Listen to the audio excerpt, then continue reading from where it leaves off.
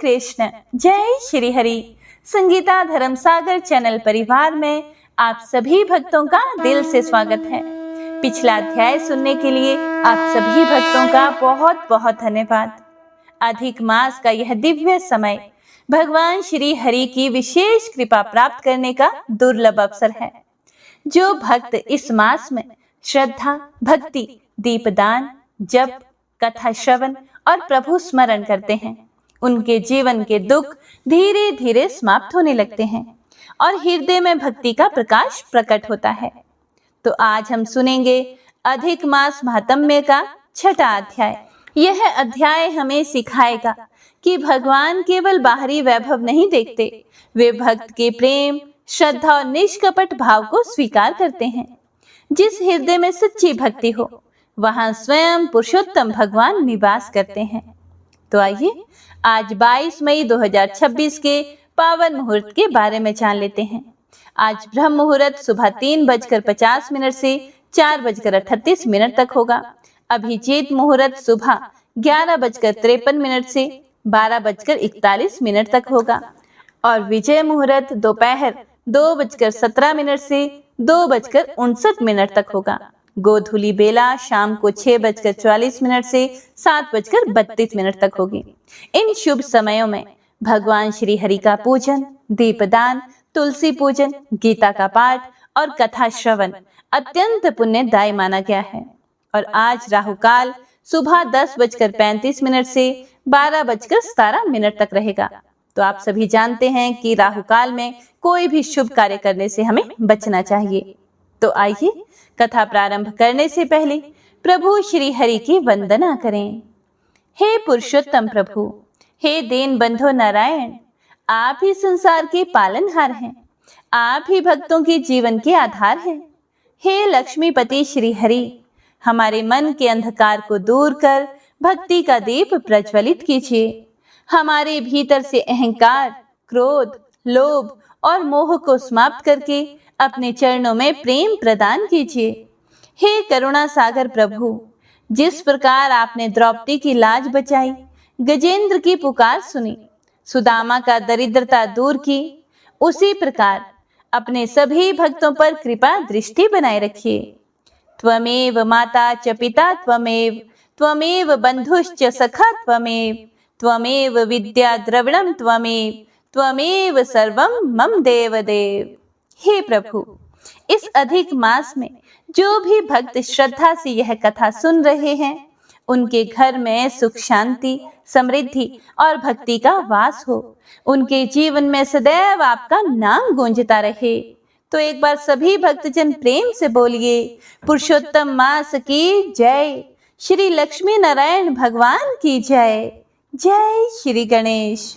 हे प्रिय भक्तों, पुरुषोत्तम मास की यह दिव्य कथा केवल एक पुराण कथा नहीं, बल्कि भगवान श्री हरि की असीम करुणा और उनकी भक्त वत्सलता का जीवंत प्रमाण है। जब संसार किसी का साथ छोड़ देता है, तब भगवान स्वयं उसका हाथ पकड़ते हैं। आज का यह अध्याय उसी दया, उसी कृपा और उसी दिव्य आश्रय की कथा है। हे प्रिय भक्तों, पिछले अध्याय में हमने अत्यंत मार्मिक प्रसंग सुना था। हमने जाना था कि अधिक मास को संसार में कोई सम्मान नहीं देता था, क्योंकि उसमें सूर्य की संक्रांति नहीं होती। इसीलिए लोग उसे अशुभ समझकर मलमास कहने लगे। शुभ कार्यों, विवाह, मांगलिक उत्सव और यज्ञ आदि से उसे अलग कर दिया गया। दूसरे सभी 12 महीनों के अपने अपने अधिपति थे, परंतु अधिक मास का कोई स्वामी नहीं था। इसी कारण वह अपमान और तिरस्कार से अत्यंत दुखी रहने लगा। हे प्रिय भक्तों, बार बार अपमान सहते सहते उसका हृदय टूट गया। वह निराश होकर रोने लगा और यहाँ तक कि अपने जीवन का अंत करने तक का भी विचार करने लगा। तब कुछ दयालु संतों ने उसे भगवान विष्णु की शरण में जाने की सलाह दी। अधिक मास कांपता हुआ, आंसुओं से भरी आंखों के साथ भगवान विष्णु के पास पहुंचा और अपना संपूर्ण दुख सुनाया। भगवान विष्णु ने उसकी करुण पुकार सुनी और उस दुखी अधिक मास पर दया करके उसे अपने साथ गोलोक धाम ले जाने का निश्चय किया, ताकि भगवान श्री कृष्ण स्वयं उसका उद्धार करें और अब आज के इस पावन छठे अध्याय में हम सुनेंगे कि कैसे भगवान विष्णु अधिक मास को लेकर दिव्य गोलोक धाम पहुंचे। कैसा था भगवान श्री कृष्ण का अलौकिक धाम, कैसी भगवान विष्णु ने श्री कृष्ण की भक्ति भाव से स्तुति की और किस प्रकार भगवान श्री कृष्ण ने रोते हुए अधिक मास को देखकर उसके दुख का कारण पूछा। आज की कथा में भगवान की असीम दया, शरणागत की रक्षा और भक्त वत्सलता का अत्यंत सुंदर वर्णन सुनने को मिलेगा। तो आइए भक्तों, मन वचन और हृदय से श्री कृष्ण का स्मरण करते हुए कथा का शुभारंभ करते हैं। तो एक बार सभी भक्तजन प्रेम से बोलिए श्री राधा कृष्ण भगवान की जय, पुरुषोत्तम मास की जय। देव ऋषि नारद हाथ जोड़कर अत्यंत विनम्र भाव से बोले, हे प्रभु, आपने बताया कि भगवान विष्णु अधिक मास को लेकर गोलोक धाम गए, परंतु वहां जाकर क्या हुआ? भगवान श्री कृष्ण ने उस दुखी अधिक मास को देखकर क्या कहा? कृपया करके वह दिव्य प्रसंग विस्तार से सुनाइए। हे प्रभु, आपके मुख से निकली भगवान की कथा जीवों के लिए अमृत के समान है। फिर नारायण भगवान मुस्कुराते हुए बोले, हे नारद, तुम बड़े भाग्यशाली हो, क्योंकि तुम्हारे हृदय में भगवान की कथा सुनने की पवित्र इच्छा रहती है। अब मैं तुम्हें वह रहस्यमयी और करुणा से भरी लीला सुनाता हूँ, जिसे सुनने मात्र से मनुष्य के हृदय में भक्ति जागृत हो जाती है। जब भगवान विष्णु अधिक मास को लेकर गोलोक धाम की ओर चले, तब दूर से ही उन्हें भगवान श्री कृष्ण का परम दिव्य धाम दिखाई देने लगा।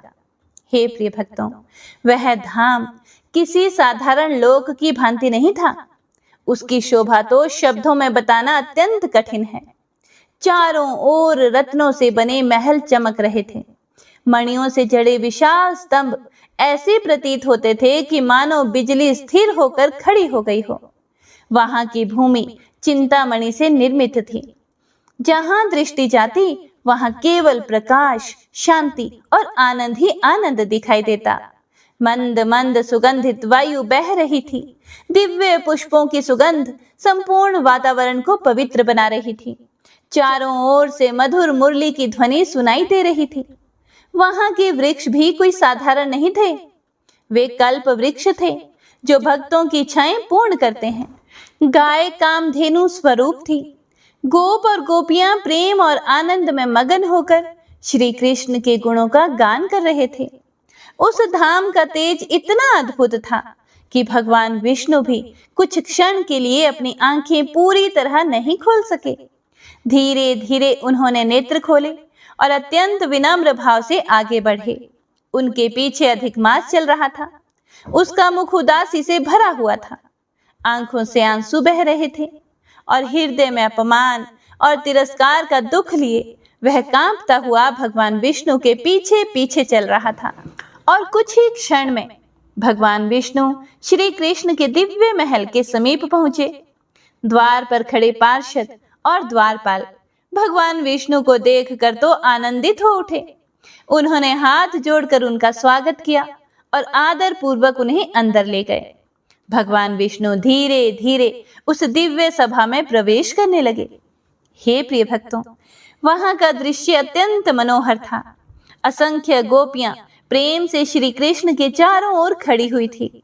सभा के बीच में रत्नों से निर्मित दिव्य सिंहासन पर स्वयं श्याम सुंदर श्री कृष्ण विराजमान थे।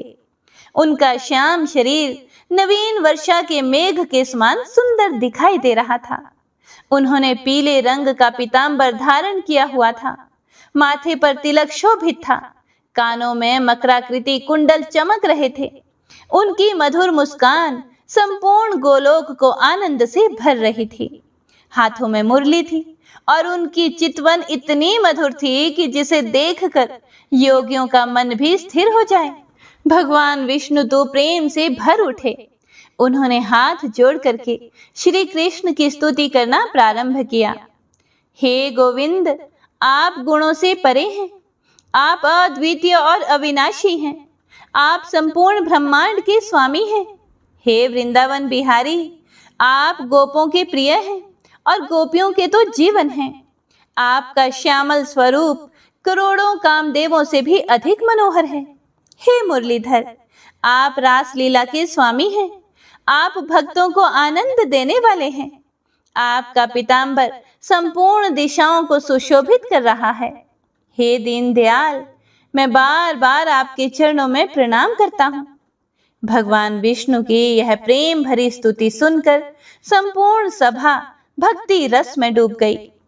भगवान नारायण आगे बोले, हे नारद, जो भक्त प्रतिदिन प्रातःकाल श्रद्धा और भक्ति से इस स्तुति का स्मरण करता है, उसके समस्त पाप नष्ट हो जाते हैं। उसके बुरे स्वप्न भी शुभ फल देने लगते हैं। घर में सुख और शांति का वास होता है। संतान की वृद्धि होती है और सबसे बड़ी बात, उसके हृदय में श्री कृष्ण के प्रति अटूट भक्ति उत्पन्न होती है। इसके बाद भगवान विष्णु श्री कृष्ण की आज्ञा से रत्नमय आसन पर बैठ गए। फिर उन्होंने कांपते हुए अधिकमास को भगवान श्री कृष्ण के चरण कमलों में प्रणाम कराया। अधिकमास अत्यंत दुखी दिखाई दे रहा था। उसकी आंखों से आंसू लगातार बह रहे थे। उसका शरीर भी कांप रहा था। वह अपमान और तिरस्कार से टूट चुका था। तब करुणामय भगवान श्री कृष्ण ने प्रेम पूर्वक पूछा, हे विष्णु, यह कौन है? यह इतना दुखी क्यों है? गोलोक में तो कोई शोक नहीं करता। यहाँ रहने वाले सभी जीव सदा आनंद में मगन रहते हैं। फिर ये कांप क्यों रहा है? इसकी आंखों में आंसू क्यों है? भगवान विष्णु ने अधिक मास का दुख बताया। भगवान विष्णु हाथ जोड़कर बोले, हे वृंदावन नाथ, हे श्याम सुंदर, मैं इस अधिक मास का दुख आपके सामने कहता हूँ। यह मास सूर्य की संक्रांति से रहित होने के कारण सबके द्वारा तिरस्कृत किया गया है। लोग इसे मलमास कहकर अपवित्र समझते हैं। शुभ कार्यों में इसका त्याग करते हैं। दूसरे सभी महीनों के अपने अपने स्वामी हैं, परंतु इसका कोई स्वामी नहीं था। इसी कारण सबने इसका अपमान किया। ऋषि मुनियों ने भी इसे शुभ कार्यों से अलग कर दिया और यहाँ तक कि वनस्पतियों ने भी इसका तिरस्कार किया। बार बार अपमान सहते सहते यह अत्यंत दुखी हो गया। इसके हृदय में निराशा भर गई। यह अपने जीवन का त्याग करने तक को भी तैयार हो गया था। तब कुछ दयालु लोगों ने इसे मेरी शरण में भेजा। हे प्रभु, मैं इसका दुख देखकर इसे आपके पास लाया हूँ, क्योंकि संपूर्ण सृष्टि में आपके अतिरिक्त कोई भी इसका दुख दूर नहीं कर सकता। फिर भगवान विष्णु आगे बोले, हे जगत के पालनहार, वेदों में कहा गया है कि जो आपके चरणों की शरण में आ जाता है वह कभी दुखी नहीं रहता। इसीलिए हे दीनबंधु, कृपया करके इस अधिक मास पर दया कीजिए। इसे अपना आश्रय दीजिए। इसके सारे दुख दूर कर दीजिए। मैं अपना सब कार्य छोड़कर इसे लेकर आपकी शरण में आया हूँ। मेरे आने को सफल कीजिए प्रभु। इतना कहकर भगवान विष्णु हाथ जोड़कर श्री कृष्ण के मुख कमल की ओर देखने लगे। हे प्रिय भक्तों, नैमिषारण्य में बैठे ऋषि मुनि यह अद्भुत कथा सुनकर भाव विभोर हो उठे। उन्होंने सूत जी से कहा, हे सूत जी, आप धन्य हैं। आपके मुख से भगवान की लीला सुनकर हमारा जीवन सफल हो रहा है। अब कृपया करके आगे यह बताइए कि भगवान श्री कृष्ण ने अधिक मास की करुण पुकार सुनकर क्या उत्तर दिया? उन्होंने उस दुखी मास पर कैसी कृपा की? ओम नमो नारायणाय। तो इसी के साथ आज का यह पुरुषोत्तम मास महात्म्य अध्याय 6 यहीं पर संपूर्ण होता है। इससे आगे का वृतांत आप सभी भक्तजन अगले अध्याय में जरूर सुनिएगा। कथाएं पसंद आ रही हों तो वीडियो को ज्यादा से ज्यादा भक्तजनों में शेयर भी जरूर कीजिएगा।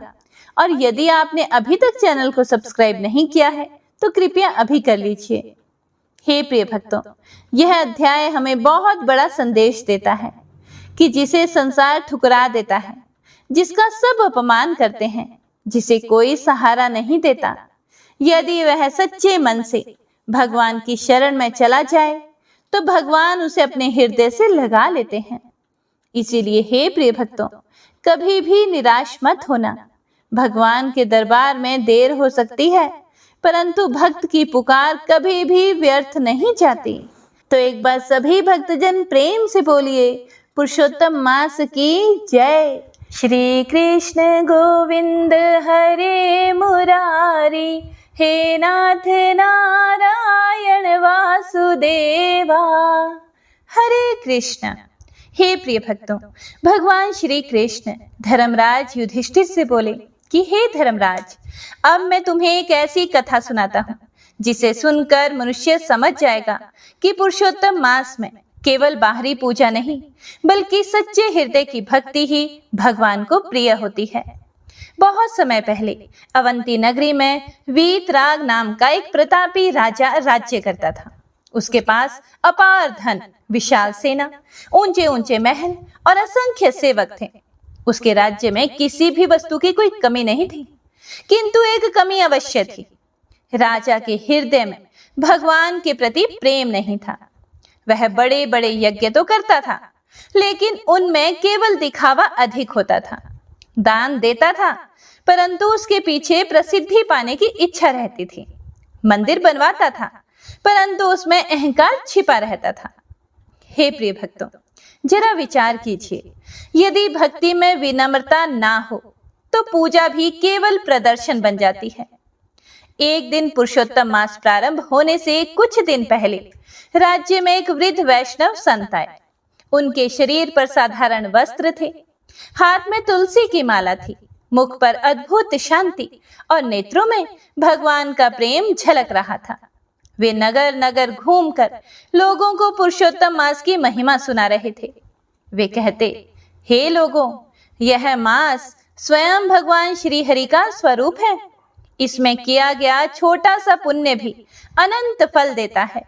परंतु याद रखो, भगवान को धन नहीं, भाव चाहिए।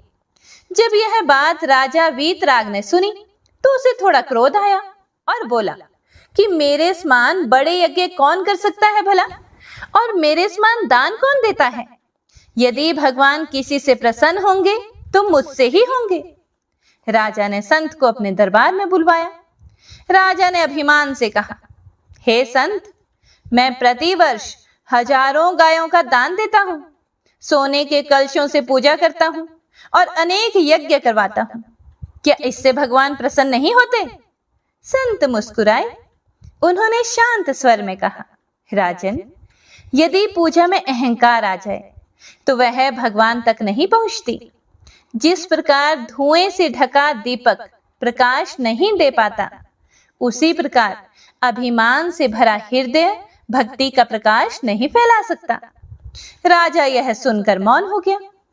कुछ दिनों के बाद पुरुषोत्तम मास आरंभ हुआ। पूरा राज्य भक्ति में डूब गया।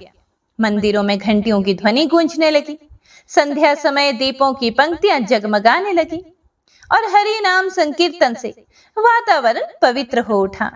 हरे कृष्ण कृष्ण कृष्ण हरे हरे, हरे राम राम राम हरे हरे। चारों ओर तुलसी पूजन हो रहा था। ब्राह्मण वेद पाठ कर रहे थे।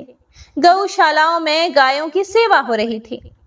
किंतु राजा के मन में अभी भी अहंकार था और उसने घोषणा कर दी कि इस बार मैं ऐसा महायज्ञ करूंगा जैसा पहले कभी नहीं हुआ होगा। हे प्रिय भक्तों, अब देखिए भगवान की अद्भुत लीला। यज्ञ का दिन आया। विशाल मंडप सजाया गया। सोने चांदी के पात्र रखे गए। दूर दूर से ब्राह्मण बुलवाए गए। राजा अत्यंत गर्व से सिंहासन पर बैठा था और उसी समय एक साधारण वृद्ध वैष्णव वहां आया। उसके हाथ में केवल तुलसी दल और थोड़ा सा जल था। वह धीरे धीरे भगवान के विग्रह के पास गया और प्रेम से बोला, हे प्रभु, मेरे पास आपको देने योग्य कुछ भी नहीं है, बस यह तुलसी और प्रेम स्वीकार कर लीजिए। और इतना कहकर उसकी आंखों से आंसू बहने लगे। हे प्रिय भक्तों, आप समझ रहे हैं, वह आंसू कोई साधारण नहीं थे, वे भक्ति के मोती थे। जैसे ही उस वैष्णव ने तुलसी भगवान को अर्पित की, अचानक मंदिर में अद्भुत प्रकाश फैल गया। भगवान के श्री विग्रह के मुख पर मधुर मुस्कान प्रकट हो गई और वातावरण में दिव्य सुगंध फैल गई। मंदिर की घंटियां अपने आप बजने लगी। सभी लोग आश्चर्यचकित रह गए और उसी क्षण आकाशवाणी हुई, हे वीतराग, तुम्हारे सोने और वैभव से मैं उतना प्रसन्न नहीं हुआ जितना इस भक्त के प्रेम से हुआ हूं।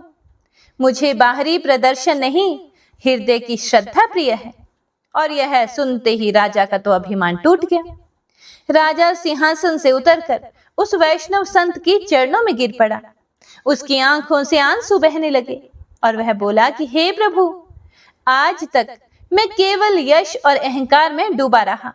मैंने भक्ति को समझा ही नहीं। अब मुझे सच्ची भक्ति का मार्ग बताइए।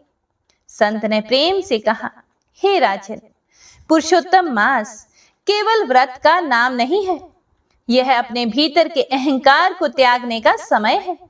हरि नाम जपो, दीनों की सहायता करो, तुलसी पूजन करो और भगवान को अपना सब कुछ मान लो। उस दिन के बाद राजा पूर्ण रूप से बदल गया। वह प्रतिदिन प्रातः काल उठकर गीता का पाठ करने लगा, तुलसी जी को जल अर्पित करता, गौ सेवा करता, ब्राह्मणों और निर्धनों को भोजन कराता और रात्रि में स्वयं दीपदान करता और हरि नाम संकीर्तन में बैठता। और धीरे धीरे उसके हृदय में अटूट शांति उतरने लगी। अब उसे राज सिंहासन से अधिक आनंद भगवान के चरणों में मिलने लगा। हे प्रिय भक्तों, पुरुषोत्तम मास की पूर्णिमा की रात्रि थी। संपूर्ण नगर दीपों से जगमगा रहा था। मंदिरों से भजन की ध्वनि आ रही थी और राजा मंदिर में बैठा आंसुओं से भरी आंखों से हरि नाम जप कर रहा था। और तभी अचानक मंदिर दिव्य प्रकाश से भर गया। स्वयं श्याम सुंदर भगवान श्री कृष्ण वहां प्रकट हुए। पीतांबर धारण किए, हाथों में मुरली लिए, उनके मुख पर मधुर मुस्कान थी और भगवान बोले, हे वीतराग, अब तुमने सच्ची भक्ति का अर्थ समझ लिया है। जो मनुष्य अहंकार छोड़कर प्रेम से मेरा स्मरण करता है, मैं स्वयं उसके हृदय में निवास करता हूँ। राजा भाव विभोर होकर भगवान के चरणों में गिर पड़ा। हे प्रिय भक्तों, भगवान श्री कृष्ण युधिष्ठिर महाराज से आगे बोले, हे धर्मराज, पुरुषोत्तम मास में जो भी मनुष्य प्रेम, विनम्रता और श्रद्धा से मेरी भक्ति करता है, मैं उसके जीवन के अंधकार को दूर कर देता हूँ। याद रखिए, भगवान को दिखावा नहीं चाहिए, उन्हें चाहिए एक सच्चा हृदय, एक प्रेम भरा नाम स्मरण और आंखों में भक्ति के आंसू। इसीलिए इस पुरुषोत्तम मास में थोड़ा समय भगवान के लिए अवश्य निकालिए। हरि नाम जपिए, तुलसी जी की सेवा कीजिए और दीपदान अवश्य कीजिए और अपने मन को श्री हरि के चरणों में समर्पित कर दीजिए। तो सभी भक्तजन एक बार प्रेम से बोलिए, पुरुषोत्तम भगवान की जय, श्री राधा रानी सरकार की जय। जय जय श्री राधे। हे प्रिय भक्तों, तो आइए अब सुनिए राधा कृपा कटाक्ष स्तोत्र। मुनीन्द्र वृंद वंदिते त्रिलोक शोक हारिणी, प्रसन्न वक्त्र पंकजे निकुंज भूविलासिनी, व्रजेन्द्र भानुनंदिनी व्रजेन्द्र सोनु संगते, कदा करिष्यसे मां कृपा कटाक्ष भाजनम्। अशोक वृक्ष वल्लरी वितान मंडप स्थिते, प्रवाल बाल पल्लव प्रभारुणांध्रि कोमले, वराभय स्फुरत् करे प्रभूत संपदालये, कदा करिष्यसे मां कृपा कटाक्ष भाजनम्। अनंग रंग मंगल प्रसंग भंगुर्भ्रुवं, सविभ्रमं ससंभ्रमं दृगंत बाणपातनै, निरन्तरं वशीकृता प्रतीत नन्दनन्दने, कदा करिष्यसे मां कृपा कटाक्ष भाजनम्। तडित् सुवर्ण चंपक प्रदीप्त गौर विग्रहे, मुखा प्रभा परास्त कोटि शारदेन्दु मंडले, विचित्र चित्र संचर चकोर शावलोचने, कदा करिष्यसे मां कृपा कटाक्ष भाजनम्।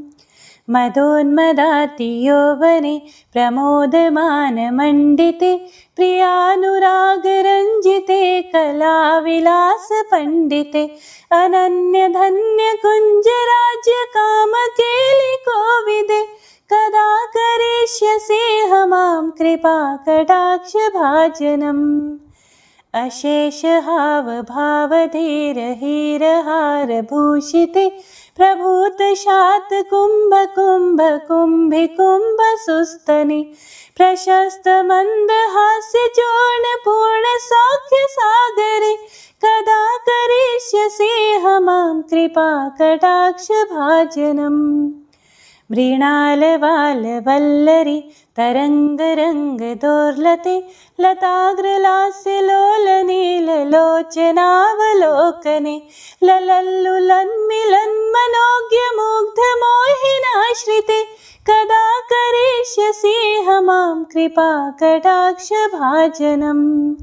सुवर्णमालिकाञ्चित त्रिरेखकम्बुकण्ठगे त्रिसूत्रमङ्गली गुण त्रिरत्नदीप्तिदीधिते सलोलनीलकुन्तल प्रसूनगुच्छगुम्फिते कदा करिष्यसि मां कृपाकटाक्षभाजनम्। नितम्बबिम्बलम्बमान् पुष्पमेखलागुणे प्रशस्तरत्नकिङ्किणी कलापमध्यमञ्जुले करीन्द्रशुण्डदण्डिका वरोहसौभगोरुके कदा करिष्यसि मां कृपाकटाक्षभाजनम्। अनेकमन्त्रनादमञ्जुनोपुरार्वस्खलत् समाजराजहंसवंश निक्वणाति गौरवे विलोलहेमवल्लरी विडम्बिचारुचङ्क्रमे कदा करिष्यसि मां कृपाकटाक्षभाजनम्। अनन्तकोटिविष्णुलोकनम्रपद्मजार्चिते हिमाद्रिजापुलोमजा विरिञ्चजा वरप्रदे अपारसिद्धिरिद्धिदिग्धसप्तदाङ्गुलीनखे कदा करिष्यसि मां कृपाकटाक्षभाजनम्।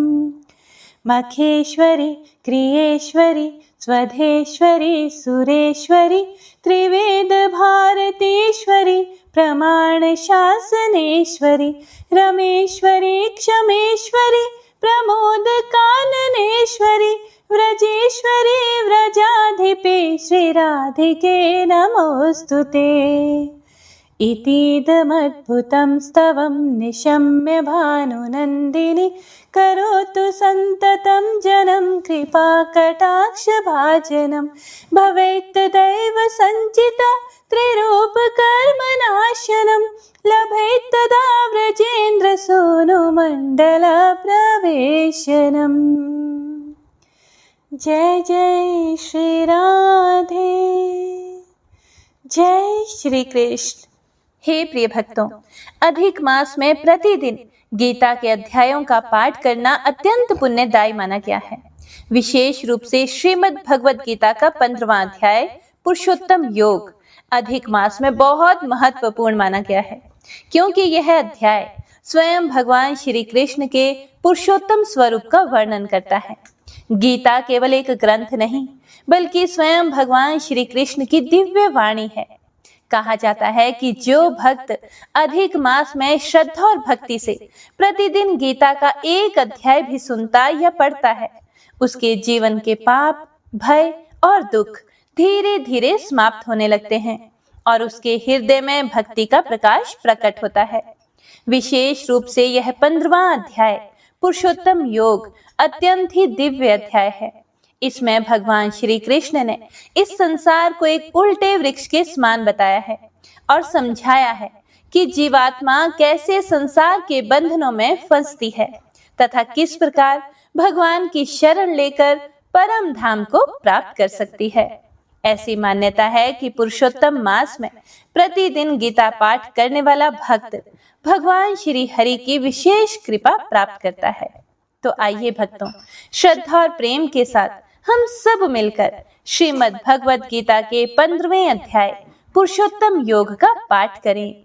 ओम नमो भगवते वासुदेवाय।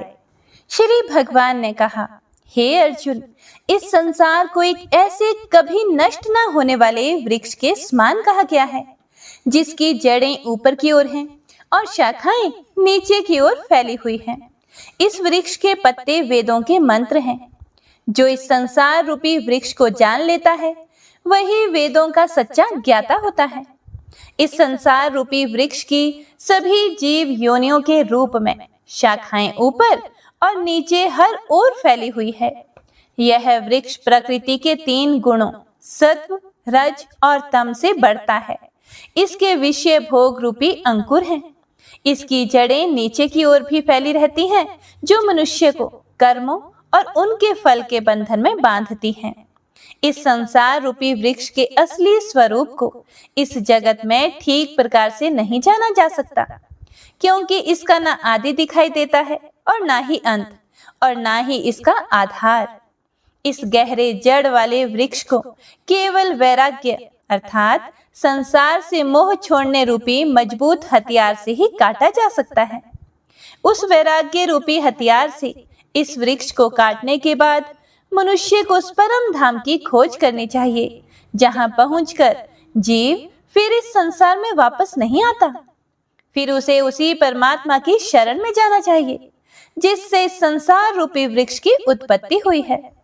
जो मनुष्य अहंकार, मान सम्मान और मोह से मुक्त हो गया है, जिसने संसार में अत्यधिक आसक्ति रखने वालों की संगति छोड़ दी है, जो सदा परमात्मा में मन लगाए रखता है, जिसकी सभी सांसारिक इच्छाएं समाप्त हो चुकी हैं और जो सुख दुख के भेद से ऊपर उठ गया है, ऐसा मोह रहित मनुष्य उस अविनाशी परम धाम को प्राप्त करता है।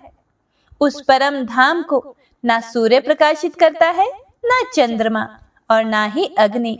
वहां पहुंचने के बाद मनुष्य फिर इस संसार में वापस नहीं आता। वही मेरा परम धाम है। श्री भगवान आगे बोले, हे अर्जुन, इस संसार में प्रत्येक जीवात्मा मेरा ही सनातन अंश है। वही मन सहित 6 इंद्रियों के द्वारा प्रकृति के अधीन होकर कार्य करती हैं। जीवात्मा इन इंद्रियों के संस्कारों को अपने साथ लेकर एक शरीर को छोड़कर दूसरे शरीर में चली जाती हैं। जैसे वायु सुगंध को एक स्थान से उठाकर दूसरे स्थान तक ले जाती है, फिर दूसरे शरीर में जाकर जीवात्मा कान, आंख, त्वचा, जीभ, नाक और मन के द्वारा विषयों का भोग करती है। जीवात्मा किस प्रकार शरीर को छोड़ती है, किस प्रकार शरीर में रहती है और किस प्रकार प्रकृति के गुणों के अधीन होकर विषयों का भोग करती है, यह बात अज्ञानी लोग नहीं समझ पाते। केवल ज्ञानवान मनुष्य ही इसे देख पाते हैं। योग का अभ्यास करने वाले साधक अपने हृदय में स्थित आत्मा को देख सकते हैं, लेकिन जिनका मन शुद्ध नहीं है और जो योग में स्थिर नहीं है, वे प्रयास करने पर भी आत्मा को नहीं देख पाते। हे अर्जुन, सूर्य में जो प्रकाश है, जिससे पूरा संसार प्रकाशित होता है, चंद्रमा और अग्नि में जो तेज है, उसे तू मेरा ही प्रकाश समझ। मैं ही प्रत्येक लोक में प्रवेश करके अपनी शक्ति से सब प्राणियों को धारण करता हूँ और चंद्रमा के रूप में वनस्पतियों में रस बनकर सबका पालन पोषण करता हूँ। मैं ही सभी प्राणियों के शरीर में पाचन शक्ति बनकर स्थित हूँ। प्राण और अपान वायु के साथ मिलकर मैं ही 4 प्रकार के अन्न चबाने, पीने, चाटने और चूसने योग्य भोजन को पचाता हूँ। मैं ही सबके हृदय में स्थित हूँ। मुझसे ही स्मरण शक्ति, ज्ञान और भूलना होता है। सभी वेदों द्वारा मैं ही जानने योग्य हूँ। मैं ही वेदों का रचयिता और जानने वाला हूँ। हे अर्जुन, संसार में 2 प्रकार के जीव कहे गए हैं, एक नष्ट होने वाला और दूसरे अविनाशी। सभी शरीर नष्ट होने वाले हैं, लेकिन आत्मा अविनाशी है। इन दोनों से अलग एक और श्रेष्ठ पुरुष है, जिसे परमात्मा कहा जाता है। वह अविनाशी भगवान तीनों लोकों में प्रवेश करके सभी प्राणियों का पालन करता है। क्योंकि मैं नाशवान और अविनाशी दोनों से परे तथा सर्वोत्तम हूँ। इसीलिए संसार और वेदों में मुझे पुरुषोत्तम कहा गया है। हे भरतवंशी अर्जुन, जो मनुष्य मुझे बिना किसी संदेह के पुरुषोत्तम भगवान के रूप में जानता है, वह सब कुछ जानकर पूरी श्रद्धा से मेरी भक्ति करता है। हे निष्पाप अर्जुन, इस प्रकार मैंने तुझे यह अत्यंत गुप्त और श्रेष्ठ ज्ञान बताया है। जो मनुष्य इसे सही प्रकार से समझ लेता है, वह बुद्धिमान बन जाता है और उसके सभी कार्य सफल हो जाते हैं। तो इस प्रकार उपनिषद, ब्रह्म विद्या तथा योग शास्त्र रूप श्रीमद् भगवत गीता के श्री कृष्ण अर्जुन संवाद में पुरुषोत्तम योग नामक 15वां अध्याय संपूर्ण हुआ। तो आइए अब सुनिए इस अध्याय का महात्म्य। श्री महादेव जी कहते हैं, हे पार्वती, अब गीता के 15वें अध्याय का महात्म्य भी सुनो। गौड़ देश में कृपाण नामक एक राजा रहते थे, जिनकी तलवार की धार से युद्ध में देवता भी परास्त हो जाते थे।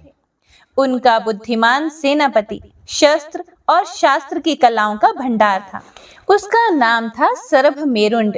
उसकी भुजाओं में प्रचंड बल था। एक समय उस पापी ने राजकुमारों सहित महाराज का वध करके स्वयं ही राज्य करने का विचार कर लिया। इस निश्चय के कुछ ही दिनों बाद वह हैजे का शिकार होकर मर गया और थोड़े ही समय में वह पाप आत्मा अपने पूर्व कर्म के कारण सिंधु देश में एक तेजस्वी घोड़ा हुआ। उसका पेट सटा हुआ था। घोड़े के लक्षणों का ठीक ठाक ज्ञान रखने वाले किसी वैश्य पुत्र ने बहुत सा मूल्य देकर उस अश्व को खरीद लिया और यत्न के साथ उसे अपनी राजधानी तक ले आया। वैश्य कुमार वह अश्व राजा को देने को लाया था। यद्यपि राजा उस वैश्य कुमार से परिचित थे, फिर भी द्वारपाल ने जाकर उसके आगमन की सूचना दी। फिर राजा ने पूछा कि तुम यहाँ किस लिए आए हो? तब उसने साफ साफ शब्दों में कहा, हे राजन, सिंधु देश में एक उत्तम लक्षणों से संपन्न घोड़ा था, जिसे तीनों लोगों का एक रत्न समझकर मैंने बहुत सा मूल्य देकर खरीद लिया है। फिर राजा ने आज्ञा दी कि उस घोड़े को यहाँ ले आओ।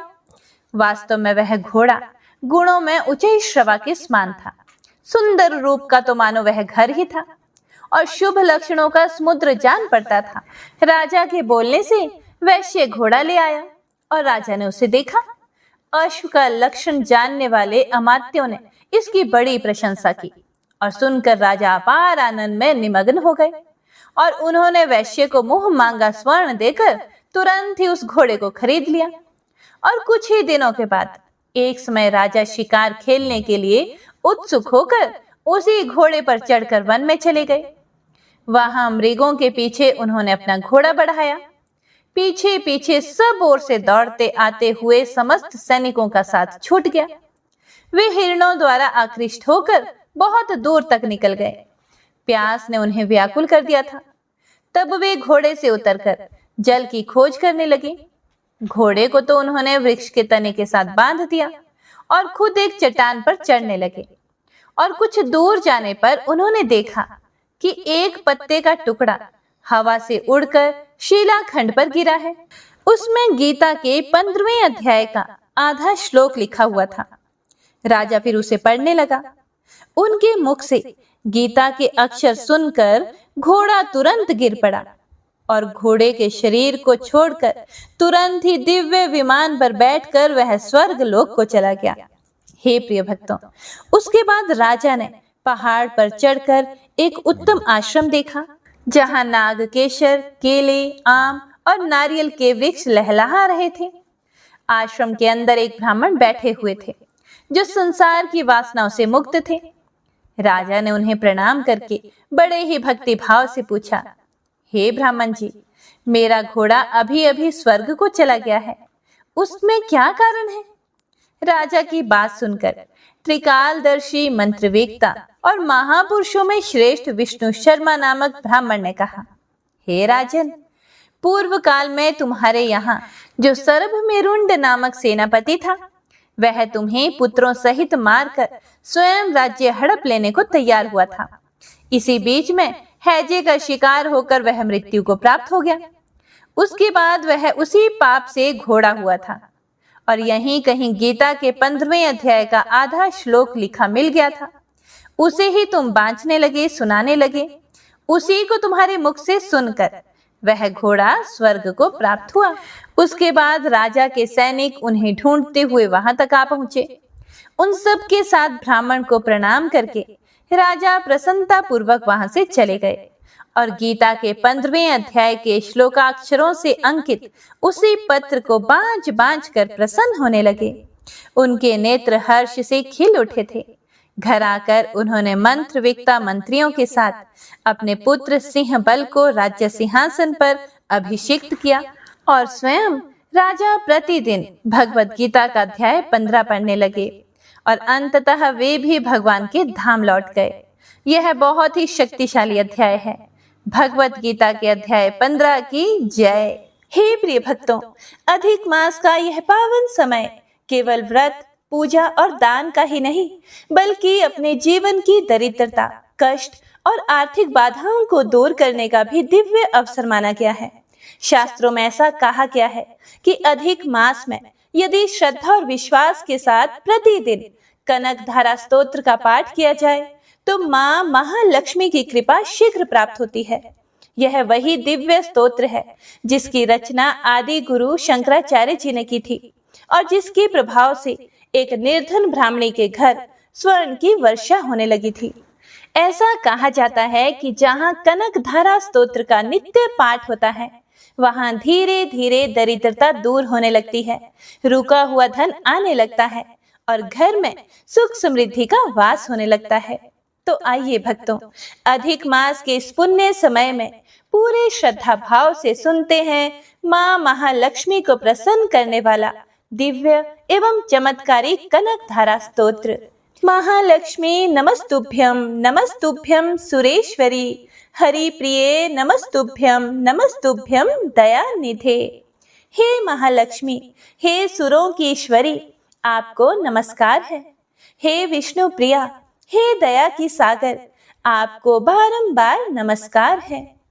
जैसे भ्रमरी अध खिले कुसुमों से अलंकृत तमाल तरु का आश्रय लेती है, उसी प्रकार जो प्रकाश श्री हरि के रोमांच से सुशोभित श्री अंगों पर निरंतर पड़ता रहता है तथा जिसमें संपूर्ण ऐश्वर्य का निवास है, संपूर्ण मंगलों की अधिष्ठात्री देवी भगवती महालक्ष्मी की वह दृष्टि मेरे लिए मंगलदायी हो।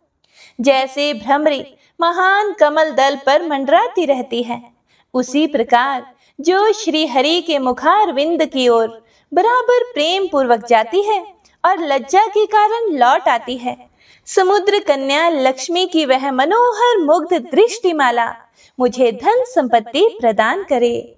जो संपूर्ण देवताओं के अधिपति इंद्र के पद का वैभव विलास देने में समर्थ है, मधुहंता श्री हरि को भी अधिकाधिक आनंद प्रदान करने वाली है तथा जो नील कमल के भीतरी भाग के समान मनोहर जान पड़ती है, उन लक्ष्मी जी के अध खुले नेत्रों की दृष्टि क्षण भर के लिए मुझ पर थोड़ी सी अवश्य पड़े। शेष शाही भगवान विष्णु की धर्म पत्नी श्री लक्ष्मी जी के नेत्र हमें ऐश्वर्य प्रदान करने वाले हों, जिनकी पुतली तथा बरौनिया अनंग के वशीभूत होकर अध खुले किंतु साथ ही निर्निमेष अर्थात अपलक नयनों से देखने वाले आनंद कंद श्री मुकुंद को अपने निकट पाकर कुछ तिरछी हो जाती हैं, जो भगवान मधुसूदन के कौस्तुभ मणि मंडित वक्ष स्थल में इंद्र नीलमयी हारावली सी सुशोभित होती हैं तथा उनके भी मन में प्रेम का संचार करने वाली है। वह कमल कुंज वासिनी कमला की कटाक्ष माला मेरा कल्याण करे।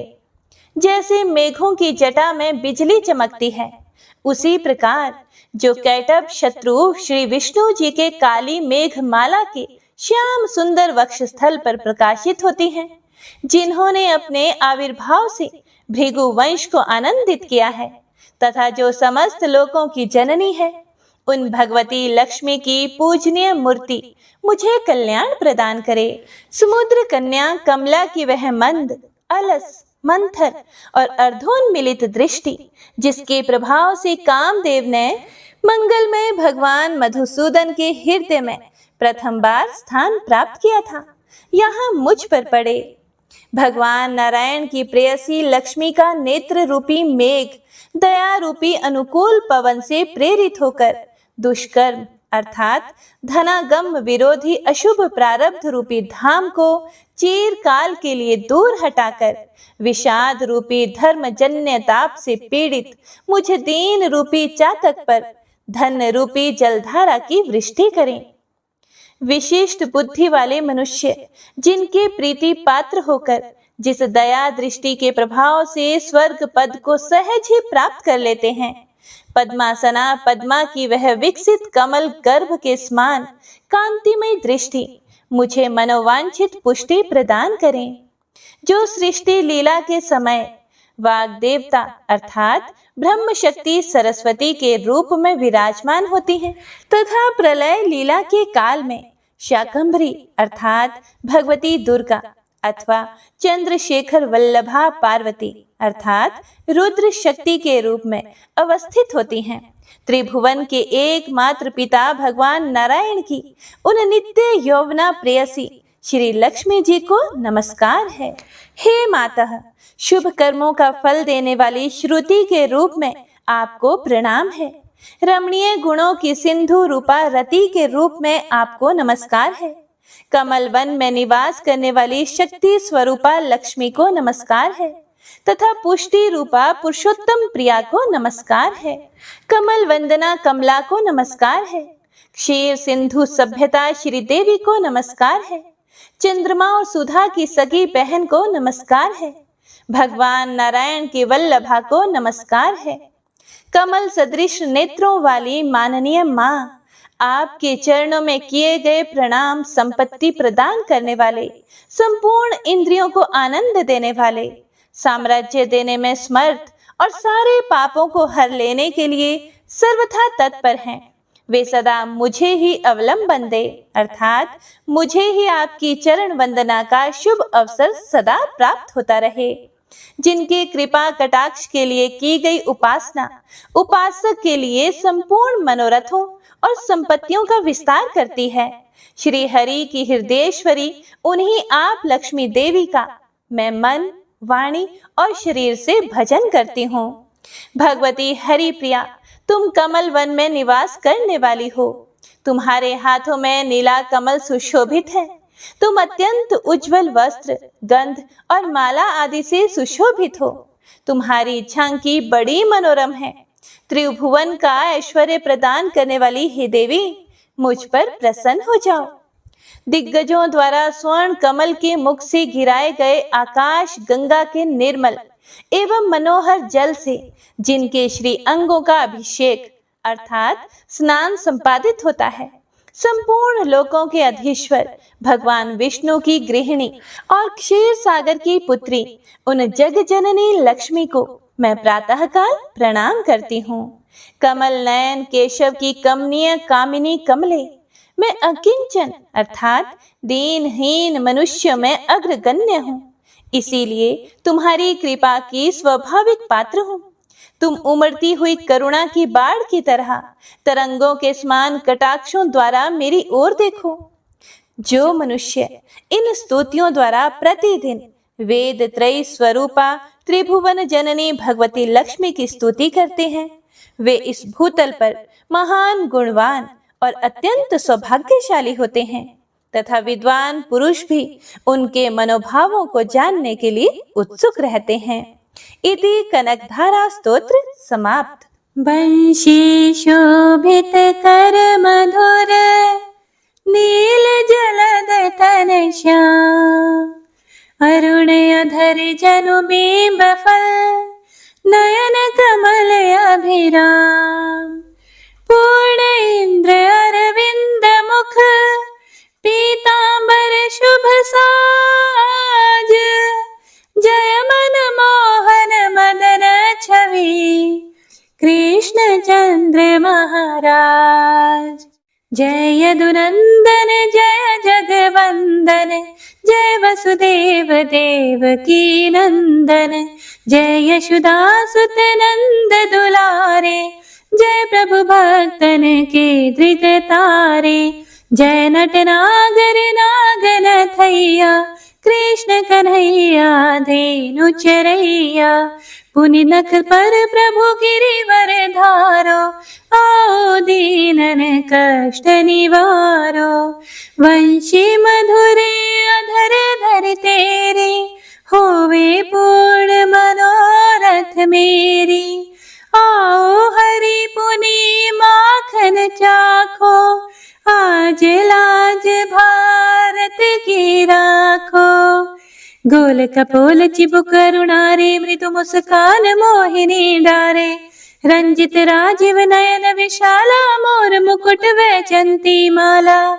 कुंडल श्रवण पीत पटाछे, कटि किंकणी काछन काछे, नील जलज सुंदर तनु सोहे, छवि लखि सुर नर मुनि मन मोहे, मस्तक तिलक अलक घुंघराले, आओ कृष्ण बांसुरी वाले, करि पय पान पूत नहीं तार्यो, अका बका का सुर मार्यो, मधुवन जलत अग्नि जब ज्वाला, भय शीतल लखि तहि नंद लाला, सुरपति जब ब्रज चढ़े और साई, मोसर धार वारी वर्षाई, लगत लगत ब्रज चहन बहायो, गोवर्धन नख धारी बचायो, लखी यशोदा मन ब्रह्म अधिकाई, मुख मह 14 भुवन दिखाई, दुष्ट कंस अति उधम मचायो, कोटि कमल जब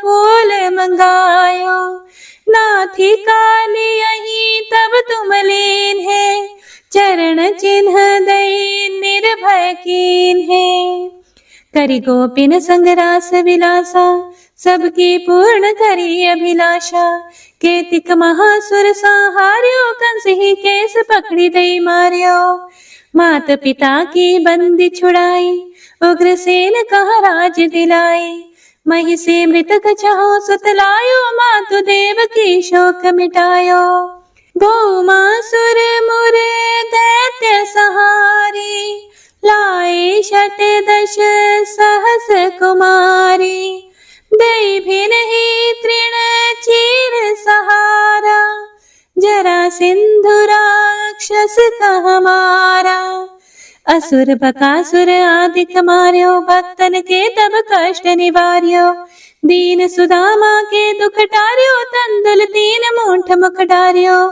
प्रेम के साग विदुर धर मांगे, दुर्योधन के मेवा त्यागे, लखी प्रेम की महिमा भारी, ऐसे श्याम दीन हितकारी, भारत के पारथ रथ हाके, लिए चक्र करे नहीं बलता के, निज गीता के ज्ञान सुनाए, भक्तन हृदय सुधा वर्षाए, मीरा थी ऐसी मतवाली, विष पी गई बजा कर ताली, राणा भेजा सांप पिटारी, शालिग्राम बने बनवारी, निज माया तुम विधि दिखायो, उरते संशय सकल मिटायो, तब शत निंदा करि तत्काला, जीवन मुक्त भयो शिशुपाला, जब ही द्रौपदी तीर लगाई, दीनानाथ लाज अब जाई,